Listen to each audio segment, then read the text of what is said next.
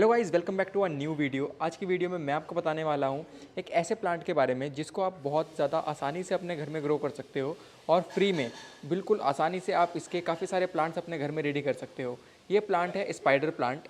तो ये देखिए, ये सबसे पहले तो आप इस प्लांट को ही देख लीजिए। देखने में काफ़ी ज़्यादा खूबसूरत लगता है और ये अपने आप काफ़ी ज़्यादा जल्दी से बढ़ता भी रहता है, यानी आपको उसकी ज़्यादा केयर करने की ज़रूरत नहीं है। ज़्यादा आपको इसमें फर्टिलाइज़र देने की ज़रूरत भी नहीं है और पानी की रिक्वायरमेंट भी इसको ज़्यादा नहीं होती। पानी देना पड़ता है, लेकिन ऐसा नहीं कि अगर आप इसको एक दो दिन पानी देना भूल गए तो ये प्लांट मर जाएगा। कुछ प्लांट होते हैं जिनको रोज़ पानी चाहिए होता है, लेकिन ये उन प्लांट्स में से नहीं है। तो आज की वीडियो में मैं आपको बताने वाला हूँ आप किस तरीके से इस प्लांट को प्रोपोगेट कर सकते हो और बहुत आसानी से एक प्लांट से काफ़ी सारे प्लांट्स कैसे बना सकते हो। तो ये देखिए, ये यहाँ से इस प्लांट में से रनर निकले हुए हैं, इनको हम रनर बोलते हैं। तो ये देखिए, इन रनर में से यहाँ से छोटे छोटे से प्लांट डेवलप होना स्टार्ट हो चुके हैं और जो रनर बड़े हो जाते हैं उसमें से उसकी जो रूट्स हैं वो इतनी ज़्यादा बड़ी हो जाती हैं। तो ये तो आप बहुत आसानी से ग्रो कर सकते हो। जब आप इनको मिट्टी में लगाओगे तो ये बहुत आसानी से ग्रो हो जाएंगी। मिट्टी में लगाना भी अभी मैं आपको दिखाऊंगा, वीडियो को पूरा देखते रहिए, स्किप मत कीजिएगा। और ये देखिए, अभी जो ये छोटे प्लांट है इनमें से भी यहाँ से रूट्स निकल रही हैं। तो अगर आप इन छोटे प्लांट्स को भी लगाओगे तो भी कोई आपको दिक्कत नहीं आएगी। और ये देखिए, इस प्लांट के ऊपर जो रनर्स निकलते हैं इसमें से फ्लावर्स भी आते हैं जो कि देखने में काफ़ी ज़्यादा प्यारे लग रहे हैं। वैसे तो इसका जो लुक है वो काफ़ी ज़्यादा प्यारा है, और लेकिन जब इस पे रनर्स में फ्लावर आते हैं तो ये भी देखने में काफ़ी ज़्यादा अच्छे लगते हैं। तो चलिए अब जानते हैं आप लोग किस तरीके से इस प्लांट को मल्टीप्लाई कर सकते हो। बहुत ज़्यादा आसान तरीका है। तो सबसे पहले हमें तैयार करनी होगी मिट्टी, और मिट्टी तैयार करने के लिए हम दो चीज़ें लेंगे। पहला है वर्मी कंपोस्ट। वर्मी कंपोस्ट जब आप लें तो आप ये बात ध्यान रखें कि वो एक अच्छी क्वालिटी की वर्मी कंपोस्ट होनी चाहिए, उसमें किसी भी तरीके की मिलावट नहीं होनी चाहिए। वर्मी कंपोस्ट में आजकल काफ़ी सारे लोग मिलावट कर रहे हैं, जैसे कि जिप्सम का, मिट्टी का, और काफ़ी सारे केमिकल्स इसमें डाल रहे हैं। तो आपको अच्छी वर्मी कंपोस्ट लेनी है। दूसरी चीज़ जो आपको लेनी है वो है नॉर्मल सॉइल। नॉर्मल सॉइल भी आपको एक अच्छी जगह से लेनी है, जैसे कि कोई अच्छा खेत या फिर कोई बड़ा गार्डन। किसी गंदी जगह जैसे कि किसी नाले के पास से आपको मिट्टी नहीं लेनी है, क्योंकि ऐसी जगह से अगर आप मिट्टी लेंगे तो उसमें काफ़ी सारे बैक्टीरिया और काफ़ी सारे और माइक्रो ऑर्गेनिजम्स होंगे जो आपके पौधे को नुकसान पहुंचा सकते हैं। तो चलिए, अब आपको इस मिट्टी को अच्छी तरीके से मिला लेना है और मिलाने के बाद ही आपको इसमें पौधा लगाना है।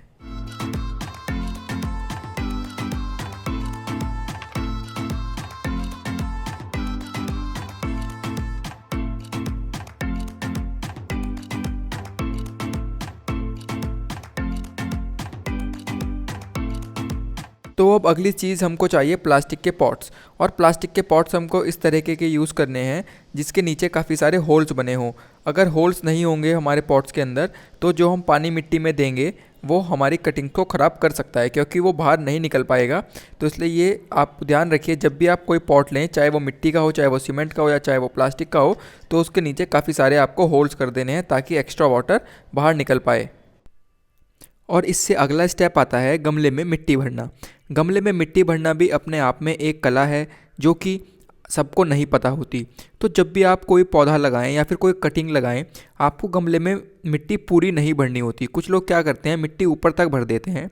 तो ऐसा आपको नहीं करना। आपको आधे गमले में ही मिट्टी भरनी है, जैसे कि आप ये देख सकते हैं। आधे गमले में मिट्टी भरने के बाद आपको इसमें कटिंग लगानी है।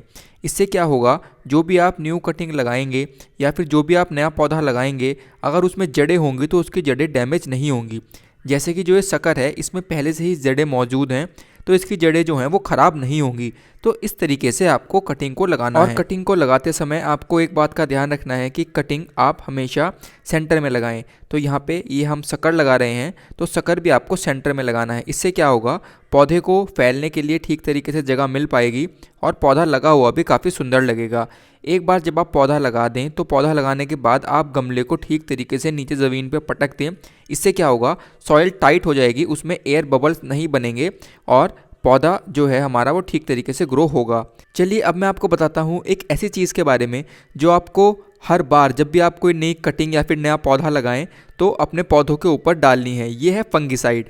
फंगिसाइड लिक्विड भी आता है और पाउडर फॉर्म में भी आता है। तो ये मैं यहाँ पे लिक्विड फॉर्म यूज़ कर रहा हूँ, और जो मैं फंगिसाइड यूज़ कर रहा हूँ ये बिल्कुल ऑर्गेनिक है। तो आप ऑर्गेनिक फंगिसाइड यूज़ कीजिए। ये आप कहाँ से परचेज़ कर सकते हैं उसके लिए मैं नीचे डिस्क्रिप्शन में एक व्हाट्सएप नंबर डालूंगा सेलर का, आप वहाँ से इसके बारे में इंक्वायरी कर सकते हैं। और ये जो फंगिसाइड लिक्विड है ये आपको 1 लीटर पानी में 3 ml मिलाना है और उसके बाद इसका स्प्रे अपने पौधों के ऊपर कर देना है।